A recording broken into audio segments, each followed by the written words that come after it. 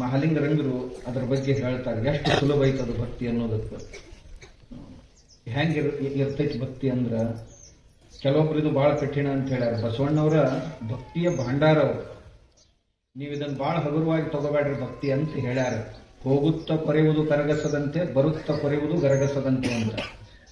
ಬಹಳ ಕಠಿಣ ಕೆಲಸ ಭಕ್ತಿ ಮಾಡೋದು, ಅದನ್ನ ಅಷ್ಟು ಹಗುರಾಗಿ ತಗೋಬೇಡ್ರಿ ಅಂತ ಬಸವಣ್ಣವ್ರು ಹೇಳ್ಯಾರ.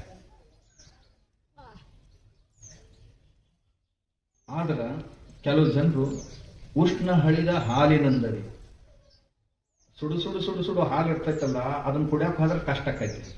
ಅದ್ರೊಳಗಿನ ಉಷ್ಣತೆ ಕಡಿಮೆ ಆತಂತಂದ್ರೆ ಅದು ಬಹಳ ರುಚಿಯಾಗಿರ್ತೈತಿ. ಸಿಪ್ಪೆಯನ್ನು ತೆಗೆದಂತ ಕಬ್ಬು ಇರ್ತೈತಲ್ಲ, ಅದು ತಿನ್ನಕ್ ಕಠಿಣ ಅಲ್ಲ ಅಂತ. ಹಂಗ ಭಕ್ತಿಶಾಸ್ತ್ರ ಅನ್ನೋದು ಬಹಳ ಸುಲಭ ಅಂತ. ಮಕ್ಕಳಿಗೂ ನಡಿತೈತಿ, ಯುವಕರಿಗೂ ನಡಿತೈತಿ, ಮುದುಕರಿಗೂ ನಡಿತೈತಿ ಅಂತ ತಿಳ್ಕೊಂಡು ಶರಣರು ಇದ್ರ ಮೇಲೆ ಕೆಲವೊಂದು ಮಾತುಗಳನ್ನು ಹೇಳ್ತಾರೆ. ಭಕ್ತಿ ಹೆಂಗಿರ್ತೈತಿ ಅಂದ್ರ ಬಾಳೆಹಣ್ಣಿನಂಗೆ ಇರ್ತೈತಿ ಅಂತ. ಭಕ್ತಿ ಹೆಂಗಿರ್ತೈತಿ ಅಂದ್ರೆ ಬೆಲ್ಲದ ಕುಳ್ಳಿ ಅಂತಿರ್ಬೇಕು ಅಂತ ಹೇಳಿ. ಭಕ್ತಿ ಅಂದ್ರೆ ಹೆಂಗಿರ್ಬೇಕು ಅಂದ್ರೆ ಮಾವಿನ ಹಣ್ಣಿನಂಗಿರ್ತೈತಿ ಅಂತ ಹೇಳಿ. ಯಾಕಂದ್ರೆ ಇವರೇ ತಿನ್ಬೇಕಂತ ಇತಿಮಿತಿಗಳಿಲ್ಲ. ಬಾಳೆಹಣ್ಣು ಸಣ್ಣ ಹುಡುಗರು ತಿನ್ಬಹುದು, ಮಧ್ಯಮರು ಉಣ್ಬಹುದು, ಮುದುಕರು ತಿನ್ಬಹುದು. ಯಾರು ಹಲ್ಲೆಲ್ಲ ಬಿದ್ದು ಹೋಗ್ಯಾವಲ್ಲ, ನನಗಿದು ಕತ್ತರಿಸೋದಲ್ಲಪ್ಪ, ಇದನ್ನ ನುರ್ಸಾಕ್ ಆಗುದಿಲ್ಲ ಅನ್ನೋ ಪ್ರಶ್ನೆನೇ ಇಲ್ಲ. ನಮ್ದು ವಯಸ್ಸಾಗೈತಿ, ನುರ್ಸಾಕ್ ಬರುದಿಲ್ಲ, ಕೂತಲ್ಲೇ ಮಾಡು. ಹರೇದವ್ರಿಗೆ ಅಂತ ಅದೇನು ಪ್ರಶ್ನೆನೇ ಇಲ್ಲ.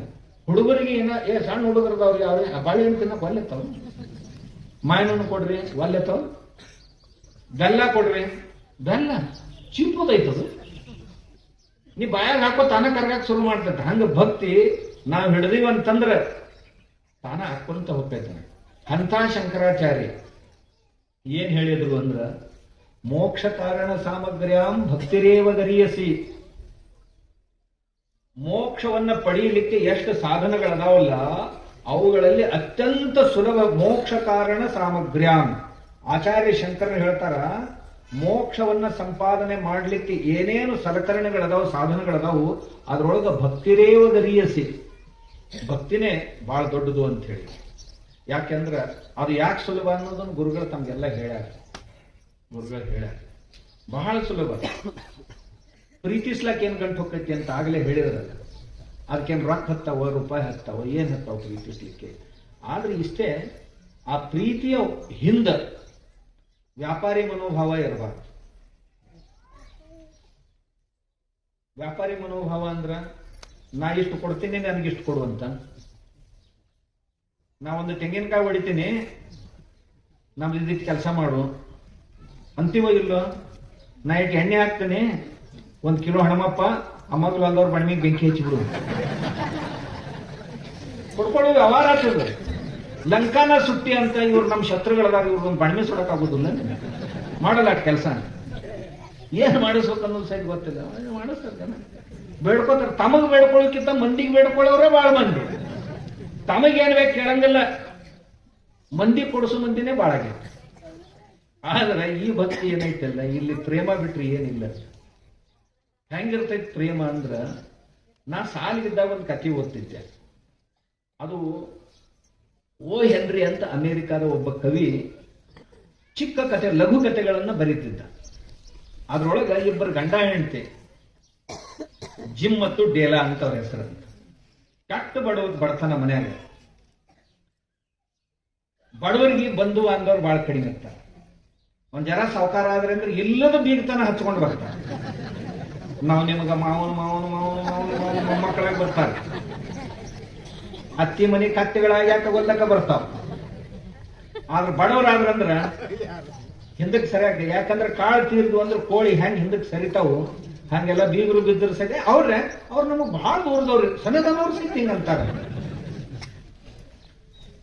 ಬಡವರಾಗಿದ್ರು ಯಾರು ಇದ್ದಿದ್ದಿಲ್ಲ. ಒಂದ್ ದಿವ್ಸ ದೊಡ್ಡ ಹಬ್ಬ ಬಂದಿತ್ತು ಅವ್ರ ಮನ್ಯಾಗ. ಆ ಹಬ್ಬದಾಗ ನಾವ್ ಹೆಂಗ್ ನಾಗರಮಾಸ್ಯಾಗ ಒಬ್ಬರಿಗೊಬ್ಬರು ಕೊಬ್ಬರಿ ಕುಬ್ಸ ಕೊಡ್ತೀವಲ್ಲ, ಹಂಗ ಅವರೊಳಗೂ ಸಹಿತ ಬೀಗರು ಬಿದ್ದರಿಗೆ, ಅಂಟಂಬರಿಗೆ, ಪರಿಚಯದವ್ರಿಗೆ ಏನಾರ ಕೊಡ್ಕೊಳ್ಳುವಂತ ಪದ್ಧತಿ ಇತ್ತು.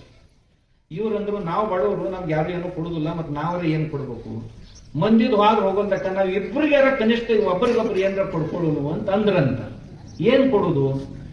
ಹೆಂಡತಿ ವಿಚಾರ ಮಾಡಿದ್ಲು, ಏನ್ ಕೊಡ್ಬೇಕು ನನ್ ಗಂಡಗ? ಕೊಡ್ಬೇಕಂದ್ರೆ ರೊಕ್ಕನ ಇಲ್ಲಲ್ಲ ಅಂತ ವಿಚಾರ ಮಾಡಿದ್ಲಂತ. ಕನ್ನಡಿ ಮುಂದೆ ನಿಂತ್ಲಂತ. ಆಕೆಗೊಂದು ವಿಚಾರ ಬಂತಂತ, ಯಾವಾಗ ಯಾರಿಗೆ ಸಮಸ್ಯೆಗಳು ಬಗೆಹರಿಯಂಗಿಲ್ಲಲ್ಲ ಅವಾಗ ಕನ್ನಡಿ ಮುಂದೆ ನಿಂದಿರ್ಬೇಕು ಅಂತ ಒಂದು ಕನ್ನಡಿ ಶಾಸ್ತ್ರ ಐತಿ. ಕನ್ನಡಿ ಮುಂದೆ ನಿಂತ್ರ ತಲೆಯಾಗ ತಾನೋ ವಿಚಾರ ಬರ್ತಾವಂತ, ಸಮಸ್ಯೆ ಬಗೆಹರಿತೈತಂತ. ನಮ್ಮ ಕಾಶಿಯ ದೊಡ್ಡ ವಿದ್ವಾಂಸರಾದಂತ ಒಬ್ಬ ಪಂಡಿತರು ಗಂಗೆಯನ್ನ ಮೇಲೆ ಕರ್ಕೊಂಡು ಬಂದವರು ವಿದ್ವಾಂಸರು, ಅವ್ರು ಹೇಳಿದ್ರು, ಕರಡಿ ಮುಂದೆ ನಿಂತ್ಲಂತ. ನಿಂತು ಕೂಡ್ಲೆ ನನಗಿಷ್ಟುದ್ದು ಕೂದ್ಲದಾವು, ಇವನ್ನ ಮಾರ್ಕೊಂಡು ಬಂದ್ರಾತು ಅಂತ.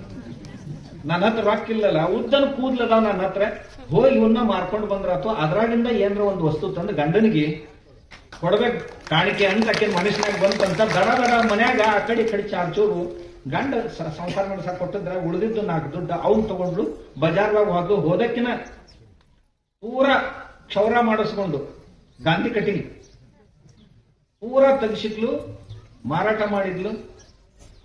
ಗಂಡಗೊಂದು ಸಾಮಾನು ತಗೊಂಡು ಬಂದು ಅವ ಗಂಡ ಕಾರ್ಖಾನೆ ಕೆಲಸಕ್ಕೆ ಹೋಗಿದ್ದ. ಇವತ್ತು ನನ್ನ ಹೆಂಡತಿಗೆ ಆಕೆಗೆ ಆಶ್ಚರ್ಯ ಅನಿಸ್ಬೇಕು, ಅದ್ಭುತ ಅನಿಸ್ಬೇಕು, ಇಂಥದೊಂದು ವಸ್ತು ಕೊಡ್ಬೇಕಂತ ಅವನು ವಿಚಾರ ಮಾಡಿ ಅವನು ಹೆಂಡತಿಗೆ ಒಂದು ವಸ್ತು ತಗೊಂಡು ಬಂದ ನಂತರ ಇಬ್ರು ಇದ್ರಿಗೆ ಬಂದ್ರು. ಮನಿಗ್ ಬಂದವ ಬಂದು ಕೂಡ್ಲೆ ದೇಲ ನಿನ್ ಸಲುವಾಗಿ ಏನ್ ತಂದಿನ್ ನೋಡು ಅಂತ ಅನ್ನಂತ ಬಾಗಿಲ್ದಾಗ ನಿಂತ್ಕೊಂಡು.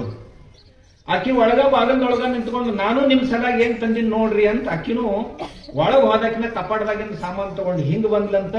ಇವನು ಆಕಿನ ಸಲುವಾಗಿ ತಂದಂತ ಸಾಮಾನು ಹಿಂಗ್ ತಗೊಂಡು ಬಂದಂತ. ಇಬ್ಬರನ್ನು ಒಬ್ಬರೊಬ್ರು ನೋಡಿ ನಿರಾಶ ಆಗಿಬಿಟ್ರಂತ.